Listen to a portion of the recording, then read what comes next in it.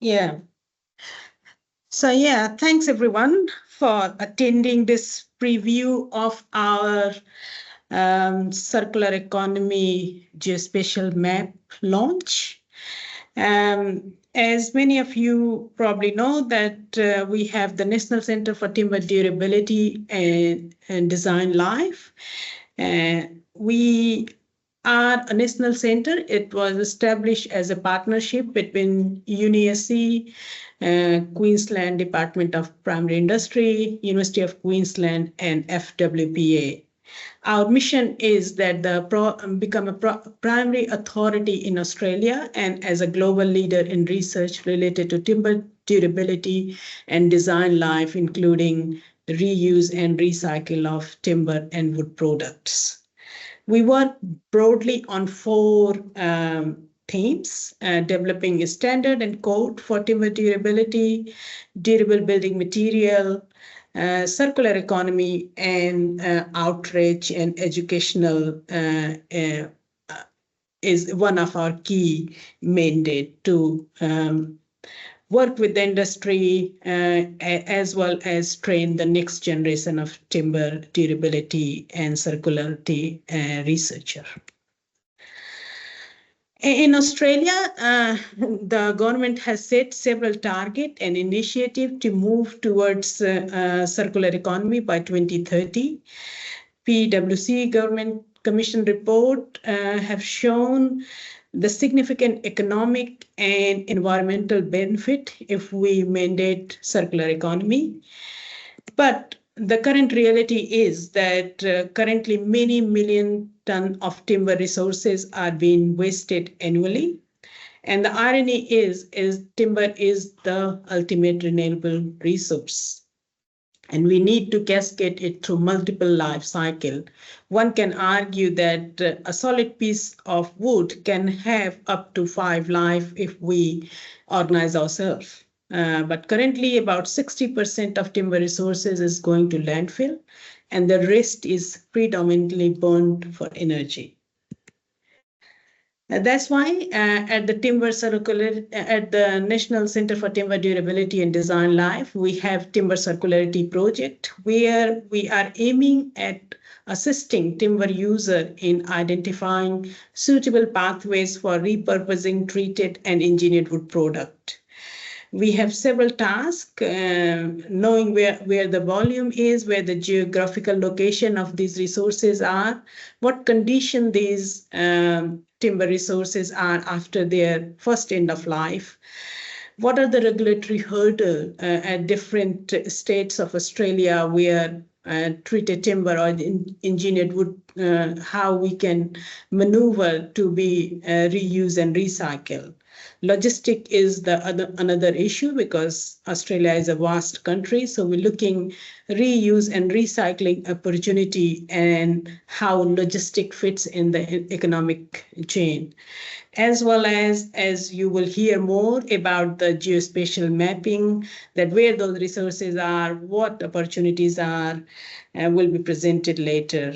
And at the end of this program, we want to have some demonstration pilot projects. And all of these we would not have been able to do without your support, our collaborators and funder, your funding. And it's really good that we have collaborator and funder across the value chain.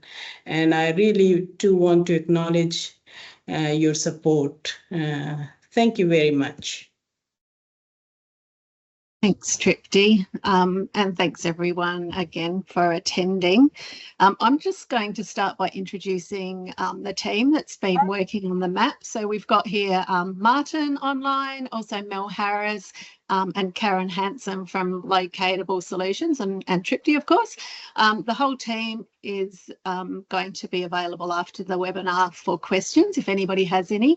But if you would like to note them in the Q&A as we go, the team might be able to help you along the way. I'm going to share my screen now. Can everybody see that? I'm showing you the Google page because it's very easy to get to our map. If you just type in timbercircularity.com.au, it will take you straight to the Timber Circularity Project site, which is currently hosted by UniSC. Today we're going to talk about the map, so I'm not going to go into what we've got on this particular page. There are lots of project outputs and it really does act as an addendum to the map, so it is useful to have a look at it. But today we're going to just skip straight to the map, and you can use the navigation bar to get to that, and we can just open the live content in a new tab so we can go straight to our map. So this is it. You'll see it filling all the icons in as we go. But what we've mapped at the moment are some different resources, some solutions that we're mapping, and we've also got some infrastructure such as licensed landfills, transfer stations, and also councils that actually engage with zero waste or circular economy type strategies. We've given each an icon to hopefully make it a lot easier to locate on the map. But if you're only interested in one particular resource, for example, if you don't want to see everything, you can come up here to this icon, and you can turn off all the things that you might not be interested in looking at. I'm going to leave them all on at the moment, just for the process of showing you the whole map. It's pretty easy to navigate, so you can scroll in using your mouse, or you can zoom in and out using these side tools. Scrolled into Adelaide at the moment. If you click on the map and use your mouse to move it, you can get to exactly where you need to get to. So each of these icons is clickable as well with information. So if we click on a vineyard icon, for example, we're given some information. We can actually unconnect that to get the whole lot of the information, but you'll see that the icon is still highlighted.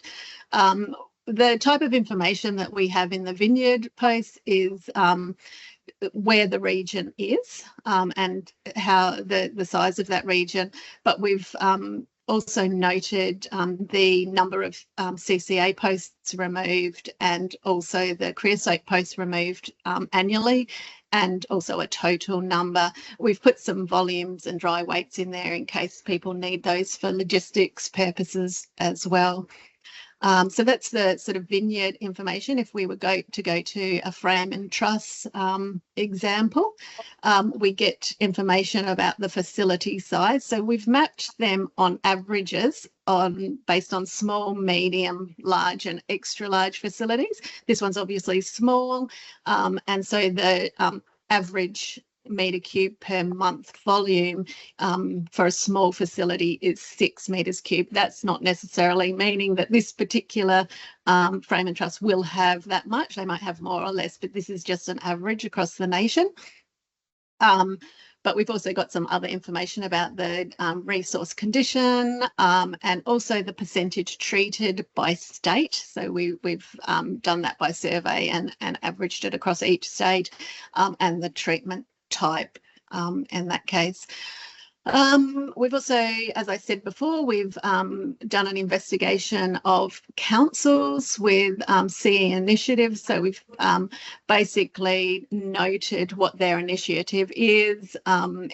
This one doesn't have that much data, but some of these other ones might have some more, and just a bit about what they're doing, because if you did want to do something in that council area, then you might have some support, or they might be setting up a transfer station. So that's fairly beneficial. We've also started to map the licensed landfills, and poor old Mel has had the unenviable task of phoning as many licensed landfills as she can, so we can get the average cost per tonne for each state. We're putting the dates there because every year they're changing, and they're fast increasing in terms of the disposal costs for treated timber and engineered wood products.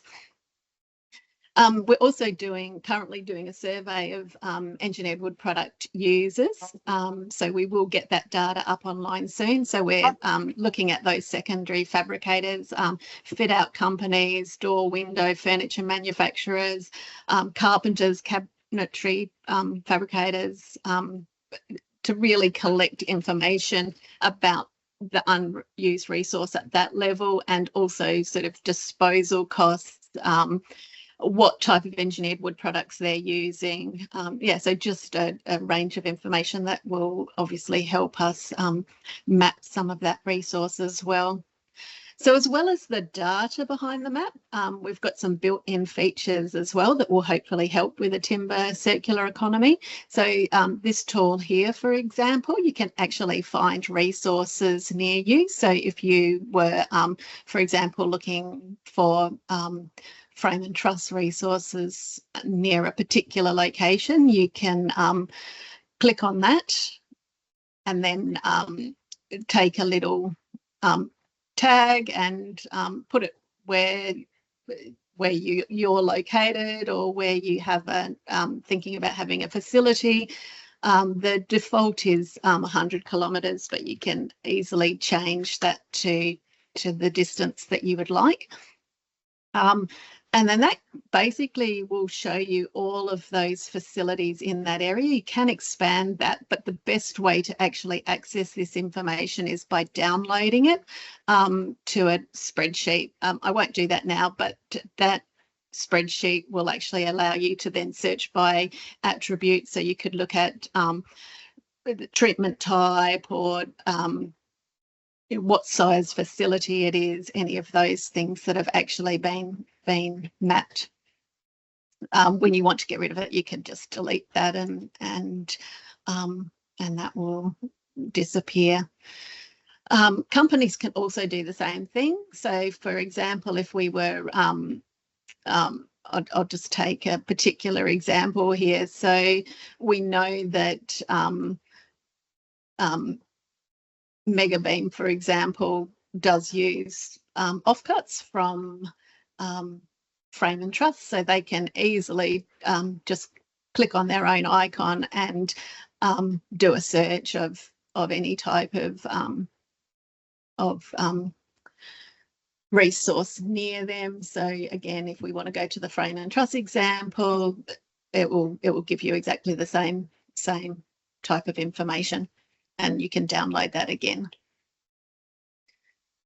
I think that I just showed you without telling you, but if you want to get back to the whole map, we can just click on this home icon down the bottom here.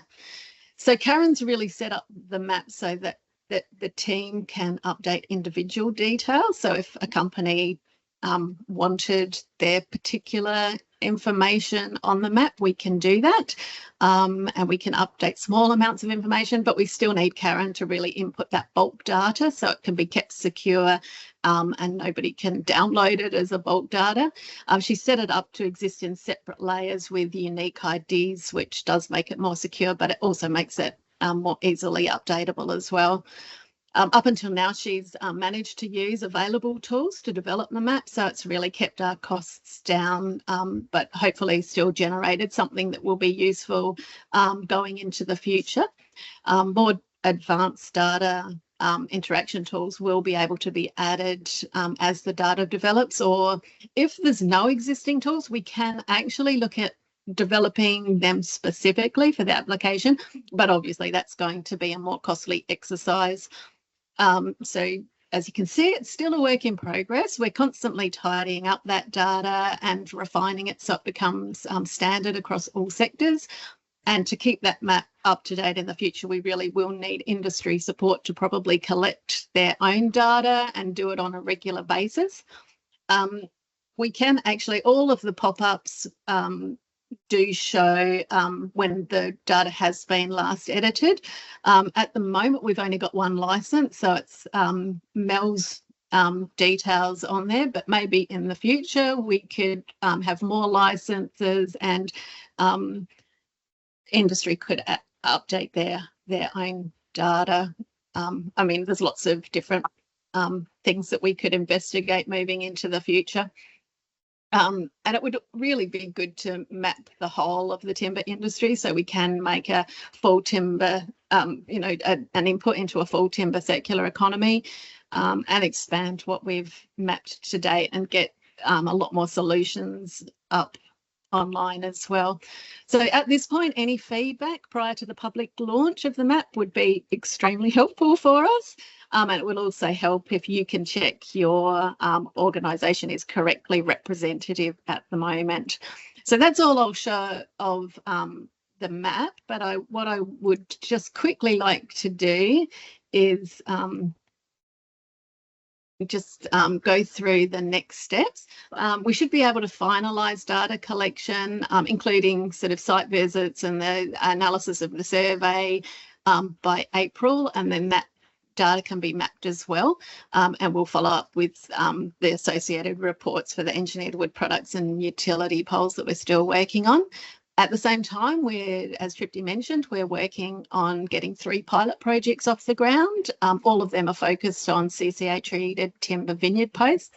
So there's a reuse pilot looking at reusing posts as fencing posts and landscaping elements. We've got expressions of interest that are, I think they're due on the 8th. So we'll hopefully get some proposals or a proposal to the SA government once we've got the parties on board, likely by the end of March.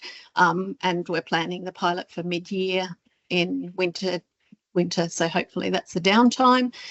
We're also communicating with New South Wales EPA at the moment regarding treated timber in particle board. So CCA treated timber in particle board. We're awaiting their second response. They told me that they'd get it to me before the end of February, so fingers crossed. And we're also close to moving forward with a pyrolysis pilot in Queensland. Desi's been working with us and Paracal to move forward with that trial, but we're still waiting on further details. We're also doing more work in the regulatory space. So Martin's been putting together this state-by-state table. We've developed a solutions matrix, which will be released with a report this year as well. And there's lots of other outputs as well. This is really just a snapshot of what's happening, but I'm probably out of time. So I'll leave it there. Thanks for attending. But if you would like to stay online and ask any questions, you're most welcome to. I just go, wow, that's the best stuff I've seen for the industry and the circular economy stuff. And there's been a lot of projects. So congratulations. That's just really, I think it's fantastic information. Thank you. Thanks. Yeah, well, it has been a lot of effort, and I must say that you know, the data collection, and I don't envy Mel, who's been doing a lot of the sitting on the end of the phone trying to get to the bottom of things. But yes. So will you trend?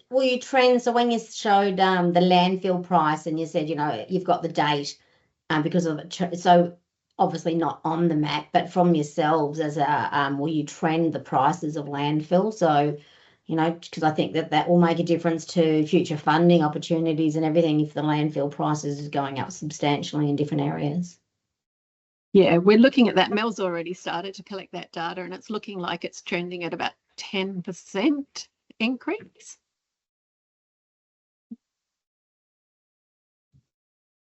Yeah, some councils have that information published, like sort of future prices on their websites. So when that information is available, I've sort of been just mapping that, or yeah. So, but most are roughly about a 10%. It looks like about a 10% increase per year, and then most have like a capped price after a 5 to 10 year sort of period, depending on what comes first, kind of thing, like an amount or a yeah, before they reach the cap. Yeah, but I don't know what happens after the cap's been reached. I don't know. Yes, Kevin. Did you have a question? Yeah, just thanks, Penny and team. That's good. Just some of those assumptions. It'd be really great if you sort of, I don't know if you can, but put your indicator over some of those assumptions, and it pops up and says, okay, that's a state average, or it may, you know, just some of the assumptions behind the figures that you've put in there, the average ones. I think it'd be useful, so just to head off some of the questions that people might have. And the other one is I know that Mel's going to be the sort of the clearinghouse for information, but it'd be good to maybe have an email address that people can, if they've got changes that they can see, be sent to Mel or yourself, and then that can be updated as well. Maybe just a interactive approach to updating it. Yeah, they both sound good. So all of our assumptions are supposed to be in the addendum information, so that that sort of information. But I think that you're right, having that on the pop-down box may make it really simple, or even in those sorts of descriptions. I think that that's a really great idea. And also the email address for changes is good. We've already got a timbercircularity.com.au email, so we can potentially use that to ask for those updates. Thank you. And Penny, I was just going to suggest, I was just going to say that we're doing our census out of the National Fabricator. So it might be worth us putting in a question, so that way with the postcode, and they might come back and give us an exact figure of what their monthly, so instead of putting us an average, you can update the individual one. So I'll talk to you offline about, you know, 1 or 2 questions to add into the census that would really help this project for you. That's great. Yeah, that'd be fantastic. Well, what's the and that's a really good way to. Sorry, Penny, go. No, that's fine. Go ahead.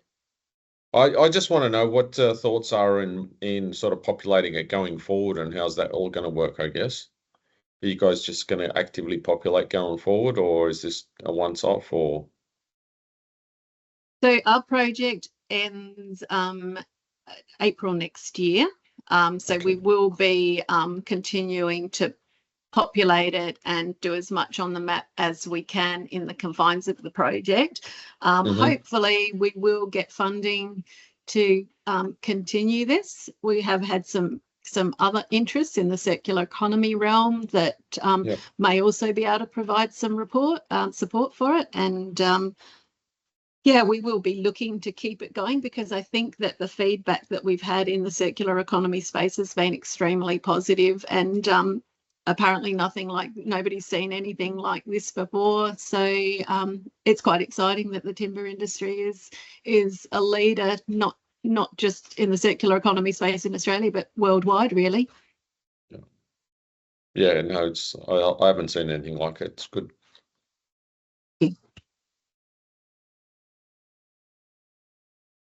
So we've probably got time for just a couple more questions if anybody's got them. Just on Victor's point, Penny and Tripty, it might be you know, if money does run out and we don't get additional sources of it for it, it may be under the NDC. There might be a bit of a discretionary some dollars to just keep updating it, because Victor's right, it's a point in time thing, and it's only as good as the data that you put in there. So maybe run it as a holding thing under the NDC perhaps. Yeah, definitely. I mean, as I mentioned in my slide, that Durability Center does have timber circularity element in it, theme in it. So we have to work on this. So if we don't get any other funding, we will try to keep it running through NDC. And as Kirsten just mentioned, like if all the different industry sectors can, you know, take a snapshot every year, that like it's much easier for Kirsten to put in a couple of questions into her census than for us to go back to try and collect the data over and over again from all of the different sectors. So if we can work with different industries, then we can probably keep that more relevant. Yeah. I mean, it is a living document. Every day things are changing, and until we keep it updated, it will not have value. So we are mindful of that. And Mel and Karen can attest to that, because there's been wild emails going back and forward about little changes here and there all the time, just to standardise year with YR and all sorts of things. So yes, it's interesting. I don't know if this is relevant, Penny, but going forward, if the industry groups were interested, there could be a log on for each industry, and they maintain their own data that's sitting in the back end of those maps. I don't know if that's even possible, but yeah, I mean, the application would support that kind of thing. So I think to keep it, like if this is for the entire timber industry, we will need something like that to keep it active, because I don't think one, sort of group can be across everything. So any more questions for us? Do join us on 27th February as well, because you would have seen this before. So we plan to have the launch for wider public on 27th. Thank you. Thanks, everyone. Actually, I was just sorry. Could I just mention, if anyone does notice any drastic errors, like more than happy for you to send an email to that Timber Circularity email address, which is on the previous website page that Penny showed you. I think it's right down the very bottom, because it would be good to address those before the actual launch. I can easily make those changes. Yeah. And also on the page that Penny showed before she went into the map, so the story map about the project, there's a link to like an explanation, a document that explains how to use the map. Explains how to use the map and how to go into it, and what different things are, a little bit more detail. So if you wanted to play around with it as well yourself, there's actually a document that I've sort of made to explain how to use it. Yeah. Can that be sent around to us all?